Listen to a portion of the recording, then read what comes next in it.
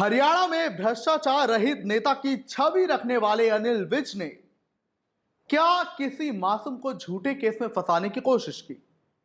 आखिर क्यों? Punjab and Haryana high court ने हरियाणा की सरकार को नोटिस जारी किया है। और आखिर ऐसी कौन सी कॉल रिकॉर्डिंग वायरल हो रही है जो कि अनिल विज के गले की फांस बन सकती है, यह मैं आपको बताऊंगा। नमस्कार, आप देख रहे हैं इंडिया की दहाड़। मैं हूं आपके साथ ओम पांडे।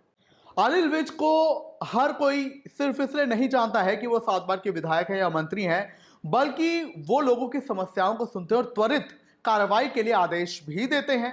कई बार तो उनका गुस्सा इसलिए भी जाहिर हुआ है कि अधिकारी की जो है कार्रवाई पर, उनकी शिकायतों पर जो है कार्रवाई नहीं करते हैं, आदेशों का पालन नहीं करते हैं।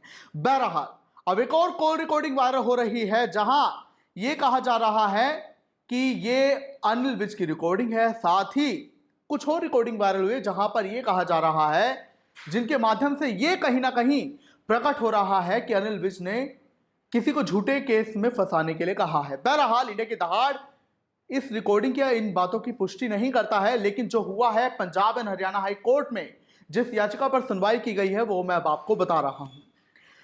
तो देखिए, पंजाब के मानसा के रहने वाले एक शख्स अनुराग गर्ग ने Punjab and Haryana high court में याचिका दाखिल की थी। पहले वो याचिका 29 अगस्त को दाखिल की गई, किसी गड़बड़ी की वजह से उसे वापस लिया गया, लेकिन बाद में फिर दायर की गई।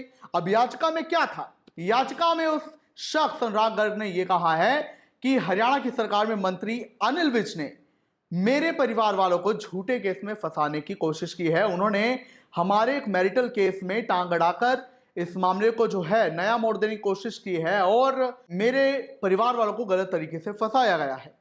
विवरण ये है, जानकारी ये है कि 2022 में एक कपल की शादी होती है अंबाला में। वो दोनों जो है, अंबाला से वो लड़की बिलोंग करती है।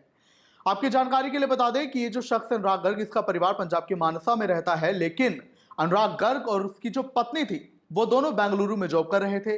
दोनों में प्यार बढ़ा, आगे शादी हुई, तब भी वो बेंगलुरु में रह रहे थे। लेकिन 2022 के बाद जब ये शादी होती है तो 2025 में इसकी जो पत्नी है अनुराग गर्ग की, वो अंबाला एसपी को शिकायत देती है कि मेरा पति, मेरे परिवार वाले मेरे साथ दहेज प्रताड़ना और मारपीट कर रहे हैं। काफी गंभीर आरोप लगाए, जिसके बाद महिला थाना की एक एसएचओ थी, वो इस मामले की जांच में लग गई। दोनों पक्षों को जो है बुलाया गया, लेकिन इस मामले में जो है बाद में अनुराग गर्ग, उसकी मां, उसके पिता और उसका जो बड़ा जीजा है जो कि ईटीओ है शेखर गर्ग, इन सबके उस केस में नाम डाले गए। और उसके बाद जब इसके जीजा यानी कि ईटीओ शेखर गर्ग ने वो महिला एसएचओ से जब बात की, तो वो महिला एसएचओ कॉल रिकॉर्डिंग पर ये कहती हुई सुनाई दे रही है कि अनिल विज जो कि मंत्री हैं, उन्होंने दबाव डाला है कि वो इस केस में उनके मां बाप को भी शामिल करे।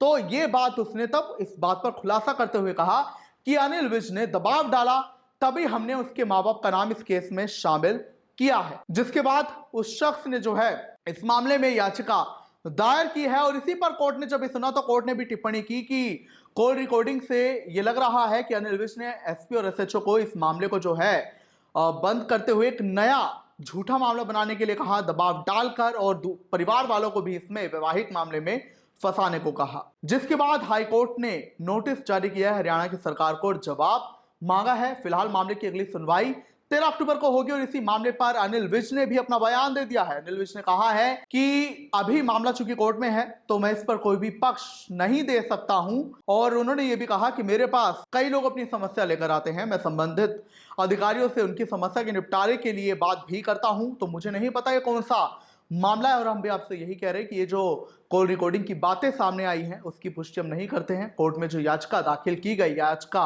दायर की गई, उस पर जो सुनवाई हुई, बाद में जो नोटिस जारी किया गया है, उस आधार पर हम आपको ये पूरा मामला बता रहे हैं, जिसमें ये बात कही जा रही है कि अनिल विज ने दबाव डालकर एक परिवार को, एक परिवार के 4 लोगों को झूठे केस में फंसाने की कोशिश की है। और जो याचिका करता है उसकी मांग यही है कि इस मामले को ट्रांसफर किया जाए, क्योंकि हरियाणा पुलिस पर दबाव मंत्री डाल रहे हैं, हस्तक्षेप उनका हो रहा है, तो उन्होंने पंजाब पुलिस को यह मामला ट्रांसफर करने के लिए कहा है। बहरहाल, अगली सुनवाई तो 13 अक्टूबर को है।